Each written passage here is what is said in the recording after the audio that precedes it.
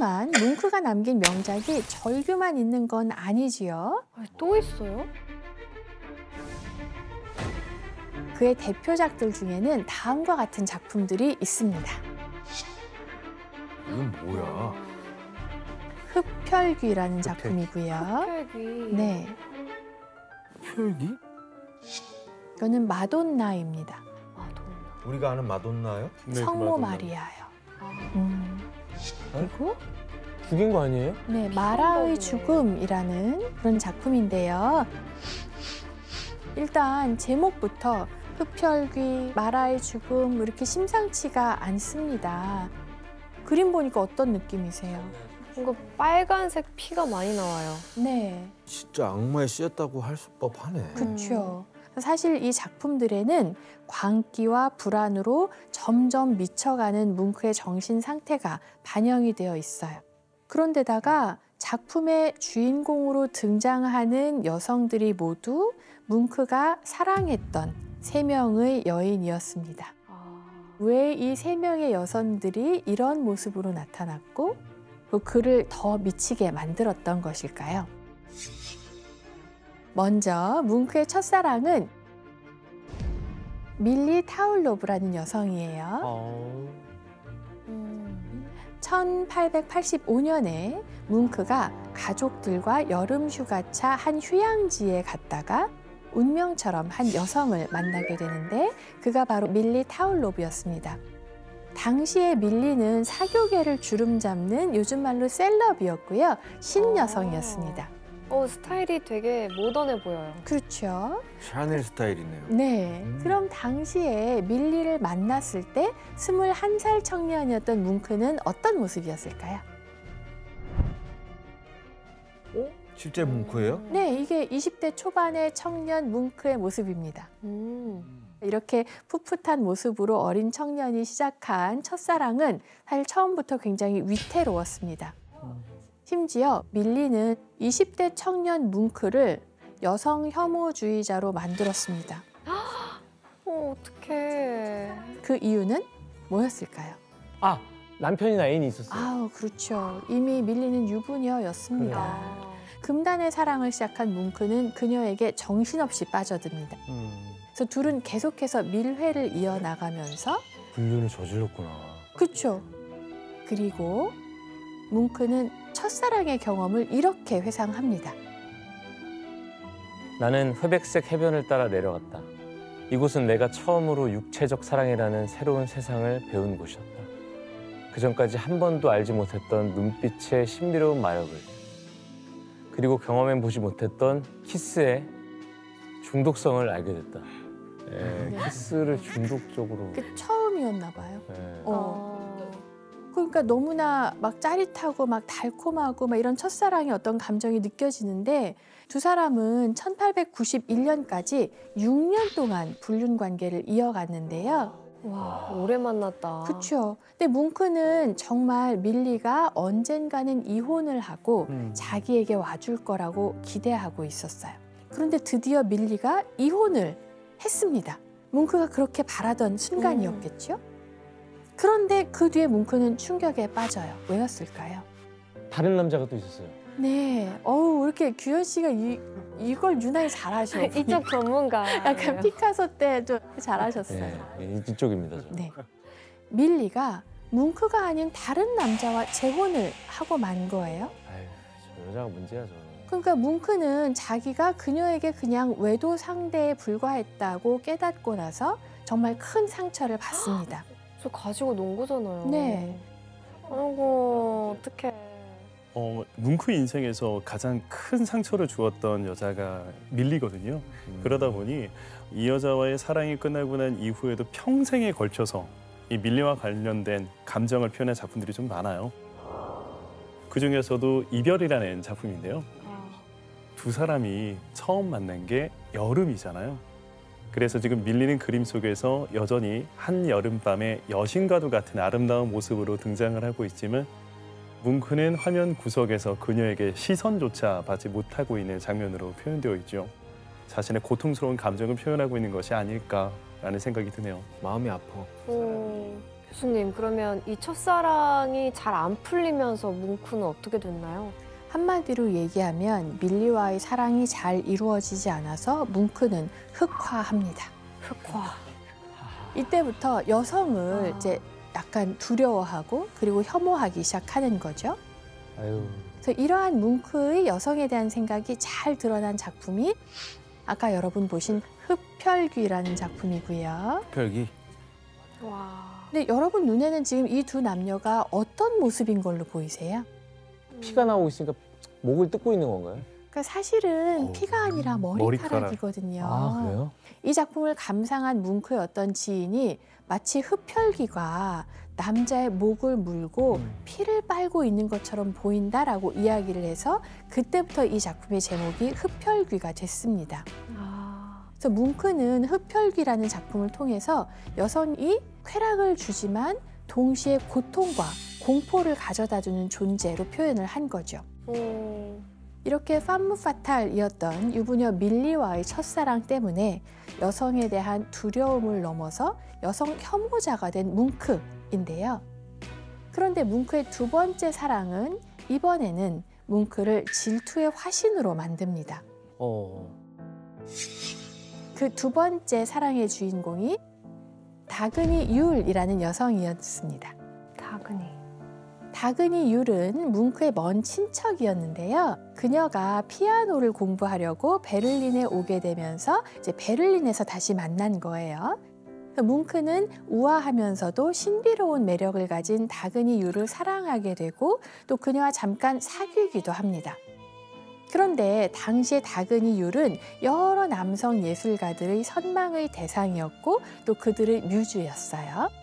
그럼 교수님 이게 두 번째 사랑 때문에 뭐 어떤 상처가 있었죠? 이번에는 세 사람의 엇갈린 사랑 때문에 뭉크가 좌절을 맛보게 됩니다. 사실 다그니 율은요, 나중에 뭉크의 친구였고 시인이자 극작가였던 푸시비셰프스키라는 사람과 사랑에 빠집니다. 뭉크의 친구랑 사랑을 그렇죠. 했어요? 삼각관계야 이번엔. 네. 그런데 이제 사랑에 빠지고 얼마 지나지 않아서 그러니까 푸시비셰프스키랑 결혼까지 해버려요. 오. 그러니까 이제 내가 사랑했던 사람이 친구의 아내가 된 거잖아요. 이런 다그니 율을 바라보는 뭉크의 심정이 어땠을 것 같으세요? 그럼 뭐 짝사랑 아니에요? 그러니까요. 뭐 어쩔 수 없지 뭐. 어쩔 수 없구나. 이때 뭉크의 심정을 짐작할 수 있는 그림이 하나 있습니다. 그걸 한번 같이 보실까요? 뭐야, 다 벗고 있네요? 그쵸? 알몸이 다 드러낸 여성이 있는데 이게 다근이고요. 오른쪽에 정말 얼굴이 크게 보이는 이 남자, 감정이 어떤 것 같으세요? 분노하는 것 같은. 그쵸? 떨떠름해요. 네, 이게 바로 질투 아니겠어요? 작품의 제목이 질투거든요. 그런데 사실 이 그림이요, 실제 상황과 다르게 묘사가 되어 있습니다. 네? 다그니의 앞에 뭉크가 서 있습니다. 이 그림 속에서는 이 둘이 연인 사이예요. 그리고 그런 그들을 지켜보면서 질투에 사로잡힌 이 남자가 실제로는 다그니의 남편인 푸시비셰프스키라는 거죠. 그래서 뭉크는 자기가 처해 있는 현실과는 전혀 반대로 그림을 그려서 질투에 사로잡힌 자기의 감정을 역설적으로 드러냈죠. 이렇게 뭉크를 질투에 사로잡히게 만든 두 번째 사랑, 다그니 율을 뮤즈로 삼아서 자신의 대표작을 완성하는데 그게 바로 마돈나입니다. 근데 여러분 눈에는 이 그림이 어떻게 보이세요? 미친 여자 같이 보여요. 그렇죠. 옷을 벗고 너무 당당하게 몸을 드러내고 있으니까 눈빛도 좀 그렇고, 사실 작품의 제목인 마돈나는 성경에서 성모 마리아를 뜻하지만 뭉크는 이 작품에서 마돈나를 성녀인 동시에 남성을 파멸로 이끄는 메두사의 이중적 이미지로 표현하고 있습니다. 이를 통해서 여성에 대한 사랑, 이걸 갈망하면서 또 동시에 두려움을 느끼는 자기의 감정을 드러냅니다. 듣다 보니까 또 이 뭉크의 작품 활동에 있어서 굉장히 여성이 큰 영향을 많이 미쳤네요. 네, 그런데 이제 만나게 될 세 번째 사랑이야말로 그의 인생을 송두리째 뒤흔들었다고 해도 과언이 아닙니다. 아, 끝판왕인가요? 끝판왕이 있습니다. 이 세 번째 여인이야말로 뭉크를 미쳐버리게 만든 스토커였거든요. 스토커? 뭉크의 세 번째 여인은 툴라 라르센이라는 인물이었습니다. 아니, 뭐 이번에는 여자가 더 좋아했던 거예요? 약간 그랬나 봐요. 많이 좋아했나 봐요. 이 세 번째 사랑을 회상하면서 뭉크가 남긴 글이 있는데 규현 씨 한번 읽어주시죠. 그때 세상 경험이 많은 한 여성을 만나 나는 호된 체험을 했다. 나는 불행하게도 열정적인 사랑으로 고통을 받았으며 몇 년간 광기에 가까운 상태였다. 그녀야말로 내 인생의 악령이라는 생각이 들었다. 도대체 어떤 사랑을 했길래 뭉크가 이런 글을 남겼는지. 1898년에 두 사람이 만났을 때 뭉크는 34살이고 툴라는 29살이었습니다. 툴라는 부유한 와인 수입상의 딸이고 굉장히 아름답고 자신감이 넘치는 여성이었어요. 두 사람의 관계가 처음에는 순조로웠는데 뭉크가 자신과의 결혼을 자꾸만 미루자 툴라가 스토킹을 하기 시작했거든요. 여자 보는 눈이 좀 없었던 것 같다. 뭉크가 유럽 대륙을 횡단하는 1년간의 여정을 진행하고 있을 때도 툴라는 뭉크를 따라다니면서 주변의 거처를 정하고 계속해서 전화하고 계속해서 편지 보내고 이렇게 공세를 퍼붓는 거죠. 게다가 뭉크의 친구들을 다 동원해서 뭉크의 모든 행동을 감시하고 또 심지어 뭉크에 대해서 거짓 소문을 퍼뜨리기까지 했다고 합니다. 뭉크가 부유한 자신한테 빌부터 살면서 돈을 다 빌려다 쓰더니 이제는 나를 헌신짝처럼 버렸다. 이런 소문을 내기 시작해요. 아니, 음해까지 했던 거예요? 이러면 질려. 그래서 뭉크는 끝끝내 툴라와 결혼만은 약속하지 않았다고 합니다. 저러는데 어떻게 결혼을 해요? 결혼하면 얼마나 더 끔찍해지려고. 그러게 말이에요. 근데 이제 뭉크는요, 사실 사랑에 상처가 있었고 혼자 있는 걸 좋아했고요. 누군가에게 속박되는 것은 또 병적으로 싫어하고 그래서 툴라와의 결혼을 한사코 거부했던 겁니다. 이렇게 두 사람의 관계가 삐걱대는 사이에 1902년 가을에 뭉크와 툴라와의 사이를 돌이킬 수 없게 만든 한 사건이 벌어지는데요. 그림을 일단 한번 보실까요? 응? 이건 뭐야? 바로 그 사건을 겪고 뭉크가 그린 마라의 죽음이라는 그림입니다. 그림 속에 피를 흘리고 죽은 것처럼 누워있는 남자가 뭉크인데요. 침대 옆에서 벌거벗은 몸으로 당당하게 서 있는 여성은 바로 툴라입니다. 대체 뭉크와 툴라 사이에 어떤 일이 벌어졌을까요? 뭘 겪은 거죠? 뭉크가 자꾸 자신과의 결혼을 거부하자 툴라가 극단적인 방법을 쓴 건데요. 툴라가 권총을 들고 자신과 결혼하지 않으면 자살하겠다면서 뭉크를 협박을 했어요. 그 뭉크가 이를 말리다가 그만 총알이 발사됐는데 그 총알이 뭉크의 왼쪽 가운데 손가락을 산산조각 내고 맙니다. 총알이 박힌 게 선명하게 남아있죠.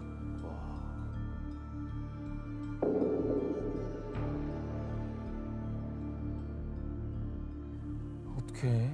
화가에게 있어서 손이 굉장히 중요한 상황이죠. 그런데 그런 손을 다쳤다는 것은 아마 내가 두 번 다시는 예술을 할 수 없을지도 몰라라는 불안감으로 다가봤을 수도 있었을 것 같아요. 이 트라우마가 얼마나 셌던지 뭉크는 그 이후로 두 번 다시는 남에게 자기 손을 드러내는 것을 거부하기 시작해요. 그림에서도 자기 손을 감추기 시작하고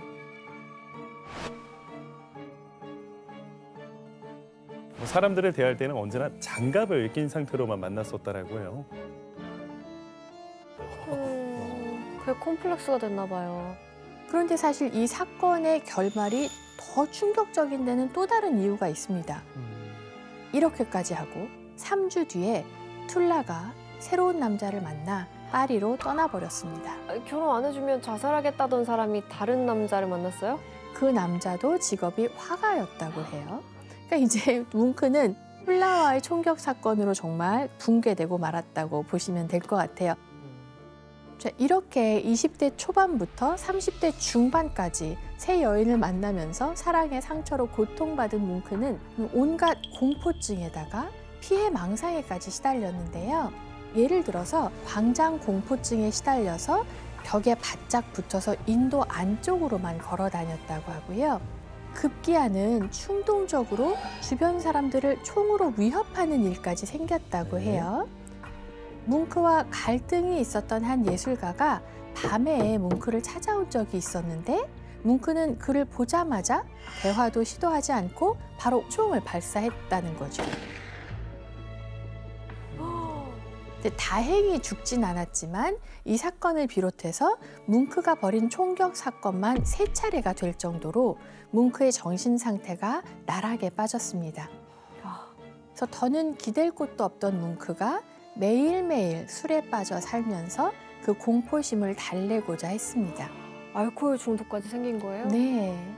그런데 뭉크도 이때는 자기의 정신 상태가 이제 심상치 않다는 거를 깨달았던 것 같아요. 여기서 또 문제를 드립니다. 당시 자신의 정신 상태가 심각하다는 사실을 깨달은 뭉크는 이것을 결심하는데요. 어떤 일이었을까요? 정답. 네, 규현 씨. 정신병원 입원을 결심해요. 정답입니다. 정답입니다. 네, 자, 이게 되네. 자기의 정신 상태가 예사롭지 않다고 생각한 뭉크는 1907년 44세 나이로 코펜하겐행 열차에 몸을 실었습니다. 바로 정신병원에 입원하기 위해서 길을 떠난 거였는데요. 이거는 자기가 존경했던 고흐랑 되게 비슷한 점이네요. 그쵸, 고흐도 그쵸. 자기 발로 네. 입원을 했었잖아요. 네, 그렇게 해서 뭉크가 정신병원에 입원을 했고 약 7개월간 장기 입원을 합니다. 이게 야콥슨의 진료실에 있는 뭉크라는 작품인데요. 뭉크가 어떤 치료를 받고 있는 것 같으세요? 어떤 치료? 전기 치료 같은 거. 저기 선이 연결돼 있네요. 네, 전기 치료라고 합니다. 그래서 당시 주치의였던 야콥슨 박사가 뭉크에게 알코올 중독에 의한 마비성 치매다라는 진단을 내렸어요. 그 치료 방법으로는 충분한 수면, 휴식, 마사지, 그리고 약간의 전기 치료를 가했다고 합니다. 근데 좀 힘들어하지 않았을까요? 이걸 온전히 다 받아들였나 잘? 힘들어하진 않았던 것 같아요. 그 시기에 뭉크가 자기의 후원자에게 보낸 편지가 있는데 그걸 보면 또 알 수가 있거든요. 규현 씨가 내용을 한번 읽어주세요. 참 자료를 많이 남겨놓으셨네. 정신질환이 나의 인생을 지옥으로 떨어지게 만든 측면이 있으나 예술가로서의 활동에는 아주 좋은 것 같다. 불안과 질병이 없었다면 내 인생은 방향을 잃고 떠드는 배와 같았을 것이다. 그래서 정신질환에 대한 뭉크의 태도가 이제는 어떻게 돼요? 굉장히 긍정적인데. 그렇죠. 그러니까 어떻게 생각하면 뭉크의 생애 내내 그림자처럼 자기를 따라다니면서 괴롭히던 불안, 고통 이런 게 화가로서는 작품 활동을 하는데 원동력이 되었다. 그 자신도 인식하고 있었던 것 같아요.